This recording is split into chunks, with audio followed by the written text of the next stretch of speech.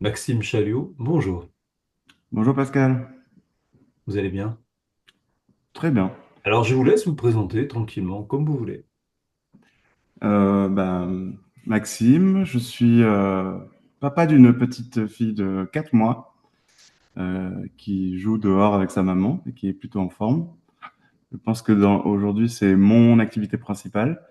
Et mon activité secondaire ou accessoire, c'est être médecin dans la spécialité MPR, spécialité du handicap, dans une petite association où je m'occupe de personnes avec des problèmes cognitifs et un parcours de traumatisé crânien. Euh, je suis un grand rêveur. Euh, Depuis tout petit, je voulais être médecin et j'ai eu dans mon parcours quelque chose qui m'a beaucoup bouleversé. C'est en deuxième année de médecine, après avoir eu mon concours, j'ai été de l'autre côté de la blouse blanche. En fait, j'ai été patient. J'ai été opéré donc d'un abcès du poumon, donc une grosse chirurgie. Avec un parcours assez compliqué en réanimation, soins intensifs, chirurgie, rééducation.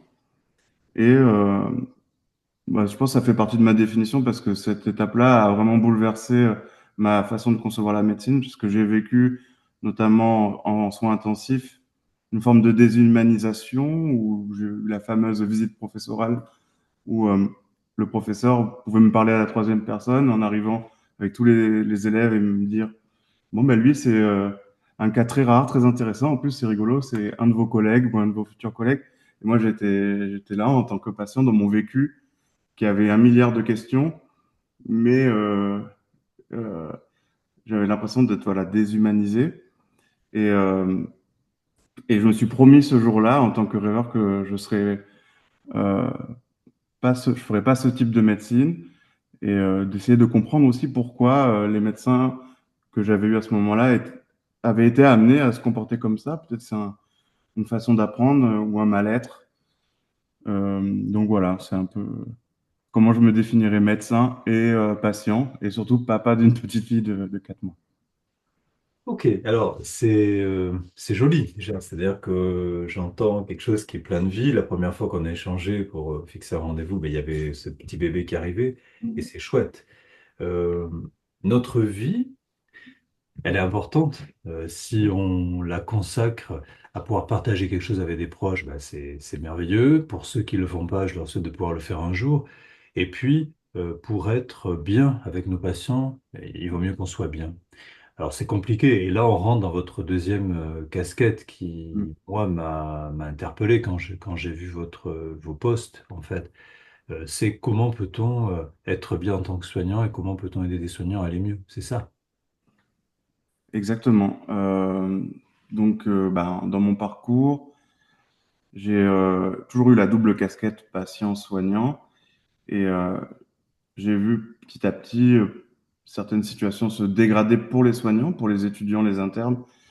Et donc en 2018, par exemple, j'ai expérimenté la méditation à titre personnel parce que j'étais un interne assez stressé et assez exigeant avec lui-même.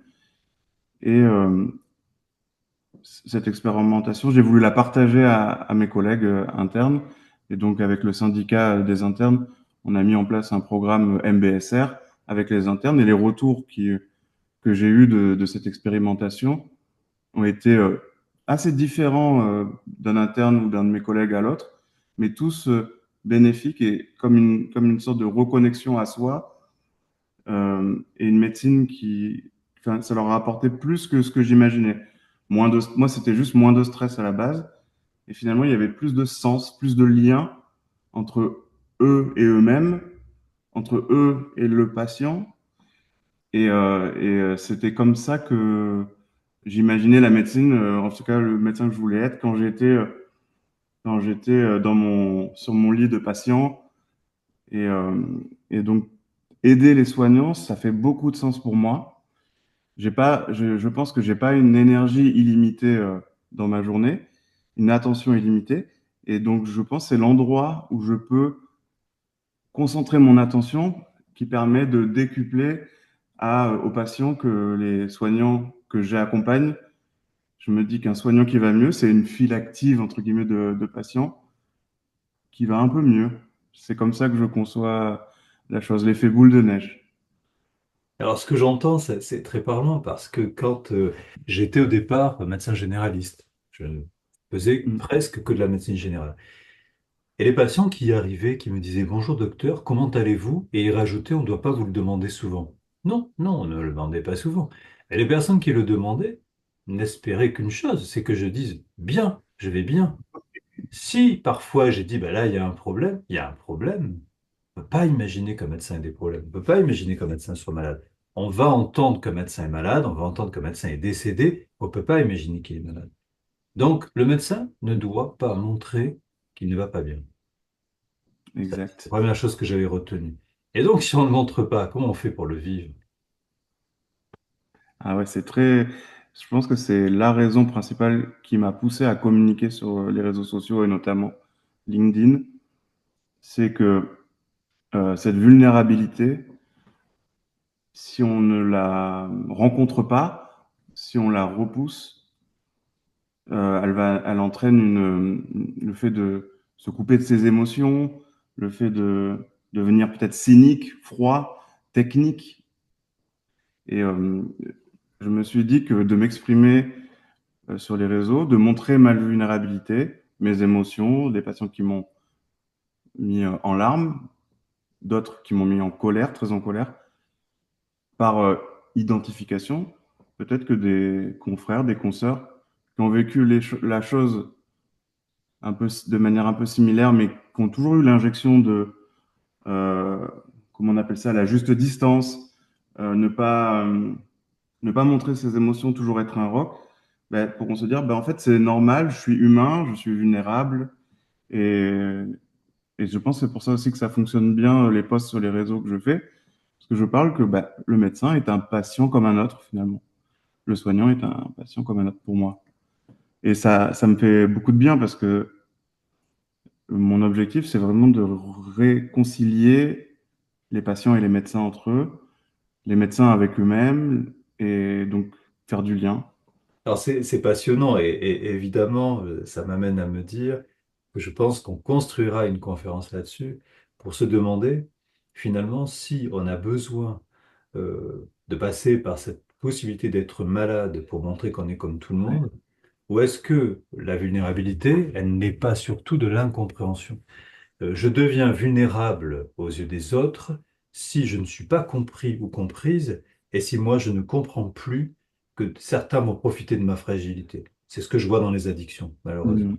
Donc une personne, je n'ai à ce jour quasiment jamais vu un ancien consommateur qui puisse voir quelqu'un qui arrive à sa porte, qui entre, qui lui met devant lui de la cocaïne et lui dit je te l'offre, eh ben, j'ai vu peu de gens souffler dessus pour la faire partir. Il y a une vulnérabilité, l'autre en profite. Le premier Mm. jour on offre, le second jour on demande de payer. Voilà, c'est un Mm. exemple. Mais c'est vrai que dans notre vie de tous les jours, le fait de montrer notre fragilité est complexe. Et quand on est étudiant, eh bien, on ne doit pas montrer qu'on est plus fragile que l'autre, on doit montrer qu'on est plus performant, etc., etc. Alors, je dirais que si on revient sur ce qui nous a réunis Oui. aujourd'hui, vous avez déjà tout amené parce que vous m'avez parlé en même temps de la méditation et de l'hypnose.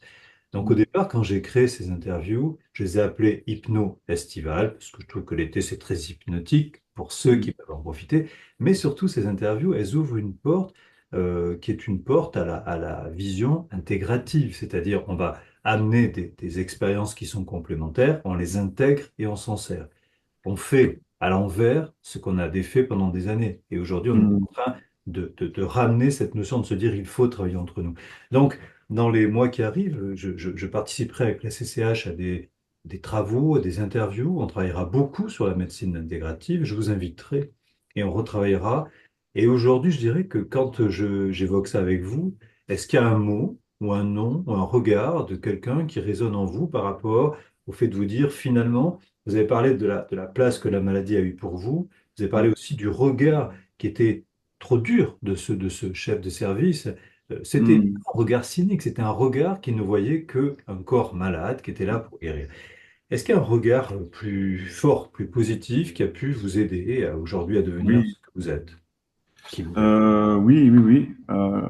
En, en 2018, donc j'étais jeune interne, j'ai rencontré le docteur Patrick Giniès à Montpellier, qui est donc chef du département de médecine fonctionnelle et de douleur à Montpellier. Et, euh, et alors, sa rencontre a été pour moi une surprise, une sidération, parce que ça a été 6 mois de stage comme, comme une capsule temporelle où là, j'ai appris avec lui, à ses côtés, l'entrée en relation avec les gens, la relation soignant-soigné, les enjeux de cette relation sur la possibilité de guérison, d'aller mieux pour le soigné et aussi pour le soignant de donner du sens à son quotidien.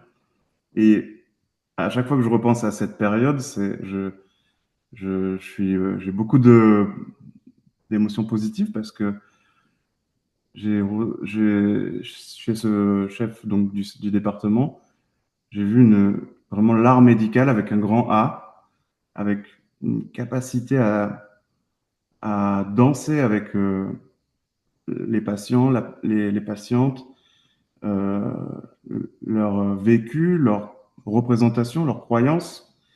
Et, euh, et j'ai trouvé ça vraiment hyper formateur, mais aussi bouleversant, positivement. Et voilà, c'est vraiment mon mentor, entre guillemets. Je sais même Alors, pas s'il le sait à ce niveau-là, tout ce qu'il fait, mais ça m'a vraiment beaucoup, beaucoup aidé. C'était le rappel du vaccin de quand j'avais été patient 10 ans avant. Ben là, il y a eu le rappel de, ah oui, tu prends la bonne voie, Maxime. Dans la douleur chronique, l'hypnose a une place importante, notamment l'hypnose conversationnelle, le pouvoir des mots. Et lui, il avait vraiment une qualité, il a toujours des mots qu'il emploie et son accent assez prononcé est toujours une joie. Donc sa prosodie, les mots qu'il utilisait, j'enregistrais tout parce que j'étais passionné de découvrir un médecin humain. alors moi, j'entends plein de choses dans ce que tu es en train de dire. Ouais, Déjà, je pense qu'on a besoin d'avoir des images comme ça qui nous aident et qui nous portent. Je demandais ouais. souvent aux étudiants, quand j'étais en Bretagne, quel est l'enseignant, quel est le chercheur, quelle est la personne qui vous a marqué. Et j'ai entendu très souvent personne. C'est terrible. Ouais. C'est terrible, ça veut dire c'est une chance, on arrive à s'en sortir quand personne ne donne envie de mettre de la lumière. Donc aujourd'hui, euh, je parlais avec une patiente, euh, je retrouve le mot, parce qu'on a parlé justement de cette lumière.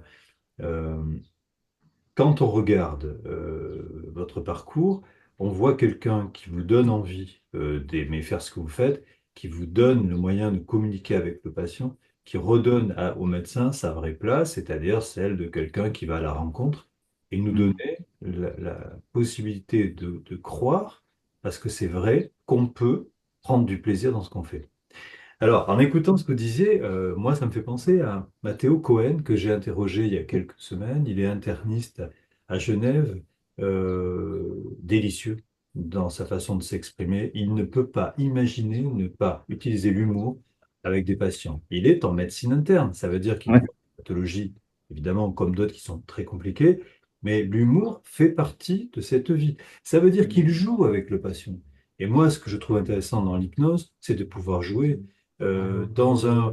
avec un patient, quand on va lui dire, eh bien, jouons, faisons ce que vous dites là, on va proposer à quelqu'un de marcher sur l'eau, ça veut dire quoi? Ça veut dire qu'il trouve de la légèreté. On va lui proposer de rebondir à 2 3 mètres de hauteur, il peut voir les choses de plus haut, etc., etc. Donc, dans votre parcours, vous êtes ouvert ces portes-là. Et c'est ça qui est important, c'est que Mm. vous les êtes ouverts, vous avez pu vous appuyer sur des gens qui étaient faits pour ça, qui étaient faits pour vraiment transmettre. Mm. Dans nos interviews, on entend des personnes, comme disait Antoine Bioy, que j'ai interrogé, il se considère, entre guillemets, avec beaucoup de pudeur, comme un passeur, comme une Mm. courroie de transmission. Ça résume bien. Si je ne peux Ouais. passer, si je ne vais rien passer à quelqu'un, comment je pourrais le passer d'ailleurs aussi ce message à mon patient? C'est pas possible. Ouais, ouais. L'hypnose, vous l'avez vue, vous l'avez découverte comment en fait? Bah, c'était à la même période. Donc, il y avait donc chez ce docteur Giniès il pratiquait l'hypnose conversationnelle. Il y avait pas forcément de séance formelle, mais il avait beaucoup on va dire, de techniques conversationnelles pour me mettre à l'aise. J'aimais bien ce qu'il disait, c'était on n'a jamais deux fois euh, chance de faire une bonne première impression.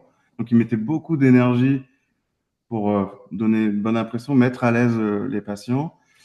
Et on a beaucoup discuté philosophie, hypnose, et il m'a suggéré de me former. Et il y avait l'organisme qui s'appelle l'IFH, Institut français d'hypnose, qui travaillait avec le CHU de Montpellier. Donc c'est là où j'ai eu une introduction à l'hypnose et qui a été même une introduction à moi-même. L'hypnose m'a permis de me voir à la troisième personne, de me voir moi en tant que patient, parce que je suis resté un patient avec un problème chronique, donc, et me voir moi-même en tant que soignant. Et donc peut-être corriger parfois quand j'étais trop décentré, ou au contraire apprécier, en fait prendre du plaisir dans ma journée.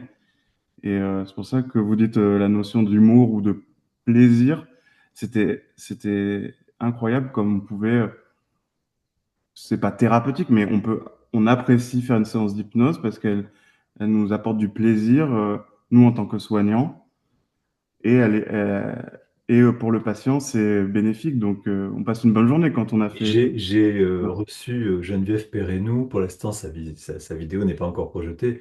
Je pense que je n'ai jamais autant entendu un soignant me dire le plaisir qu'elle a pu trouver. Elle disait le mot magique, mais alors, pendant presque toute l'interview, ce qu'elle dit est plein de plaisir, en fait. Elle a trouvé du plaisir. Et elle s'occupe de qui? Elle s'occupe des patients qui ont perdu doucement l'esprit, des patients qui avaient une maladie d'Alzheimer, des patients plus âgés. Elle est allée travailler et apprendre au Canada. Elle est revenue ici. Aujourd'hui, elle passe son temps entre la France et l'Irlande.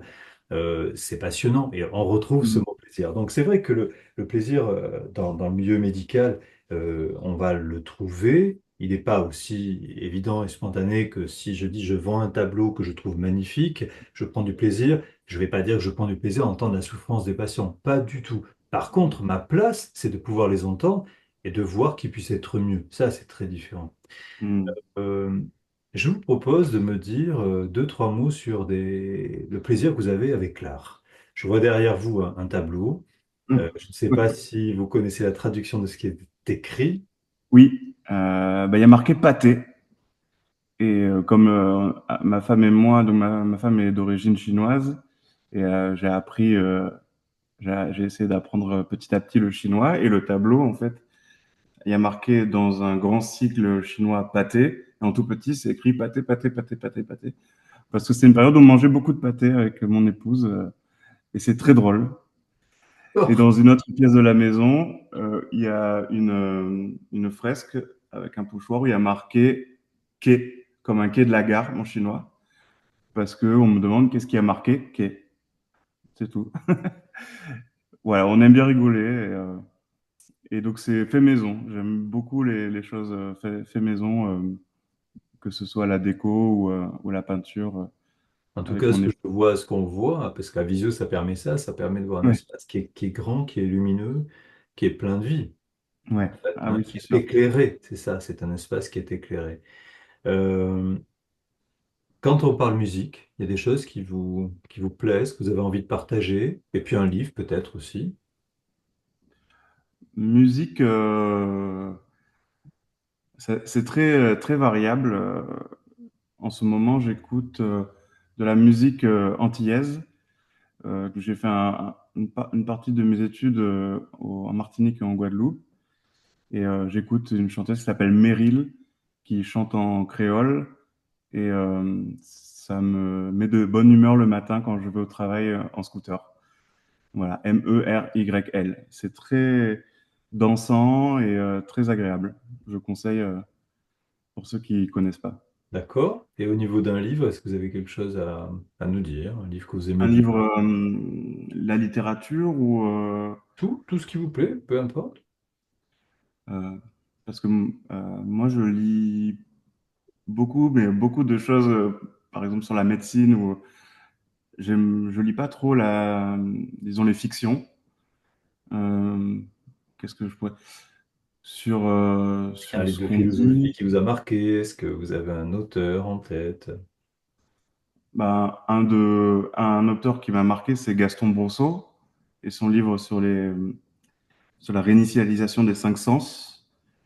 Et bon, on est dans le thème, hein, mais Ah, mais là, on est dedans, là, oui, oui. le lire a été pour moi une expérience. Les petites suggestions ici et là dans son bouquin, je les expérimentais et, j'ai trouvé ça comme assez interactif. Il n'était pas là avec moi, mais je pouvais voir le plaisir qu'il pouvait prendre à écrire certaines lignes, prendre un temps de pause, réaliser.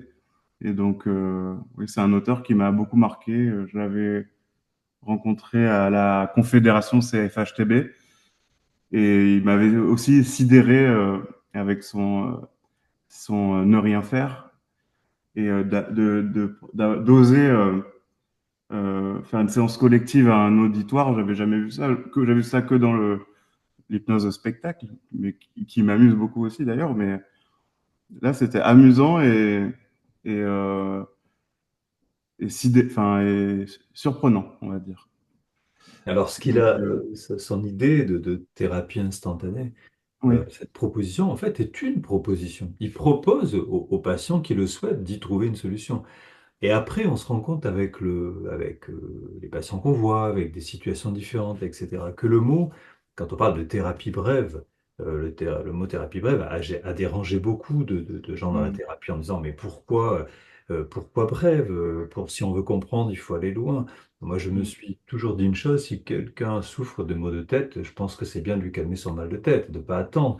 Et je ne vais pas oui. mettre 4 ans en me disant ça. Et inversement, Zweig a écrit sur la migraine que c'était chez l'enfant une anesthésie douloureuse de la pensée. Ce qui veut dire Mm, qu'effectivement, ma douleur va me protéger de penser. Donc, mm, dans ce cas-là, est-ce que je dois faire ça et c'est fini, il n'y a plus de douleur, donc je suis confronté à ma pensée. Alors, je pense que le mm, mot thérapie brève veut dire que c'est possible. On n'est pas obligé de forcer quelqu'un à changer aussi vite. Il changera comme il veut et quand il voudra. Avant de terminer, juste un petit mot. Tout à l'heure, on a échangé sur le trouble de l'attention, le TDA, avec ou pas une hyperactivité. Le lien que je trouve entre ça et ce que vous avez dit, c'est que les personnes que je reçois en consultation me disent souvent, mais dire que jusqu'à aujourd'hui, j'ai pensé que je ne pouvais pas comprendre. Et les gens ne disent pas ça, ils me disent dire qu'on m'a dit que j'étais bête. Et donc, ce mm, qui est terrible, c'est de pouvoir imaginer que le jour où on a une explication et que ce trouble de l'attention fait qu'on ne peut pas se concentrer et analyser les choses comme les autres à la même vitesse, quand ça devient clair, on est déjà en train de libérer quelqu'un. mm, Comme quand on se rend compte qu'un soignant peut être patient, être malade, mais que malheureusement, il ne faudra pas qu'il le dise. Et ça me fait penser à une amie qui est décédée mm, d'un cancer.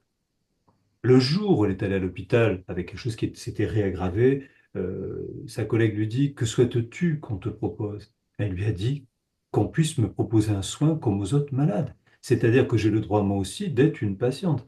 Donc c'est, mm, je trouve, une jolie morale qui peut nous rappeler un peu souvent, même tous les jours, que notre patient, il nous demande d'être à notre place, d'être son soignant, mm, et que de temps en temps, en tant que soignant, on peut aussi devenir soigné parce qu'on a quelque chose qui le justifie. mm. Voilà. Là, le temps passe et je trouve qu'on fait des efforts, il y a des choses qui sont en train de C'est vrai. changer. Mais votre travail, il est remarquable parce que ça Ah, change merci. à simple. Et je pense que autant le milieu médical le comprend, mais je pense que nos patients aussi ont besoin de l'entendre et d'entendre que ces départs qu'on voit parfois du matin, du jour au lendemain d'un confrère, on ne comprend pas. Mais ce qu'on ne peut pas comprendre, c'est que tout simplement, c'est un confrère qui est en pleine souffrance. Alors, on va entendre des histoires qui sont différentes, mais j'ai vu des histoires qui étaient tristes. Mm, Moi, je trouve que c'est bien, voilà, on a fait un truc sympa, là, on s'est intéressé un peu à une autre type de mm. relation. Merci beaucoup, Maxime. On va se revoir, on va échanger. C'est passionnant ce que vous faites. Et puis, vous pourrez faire un gros bisou à votre petite fille ce soir. Ah, super. Ben, merci beaucoup, Pascal. À bientôt. Merci à À vous. bientôt.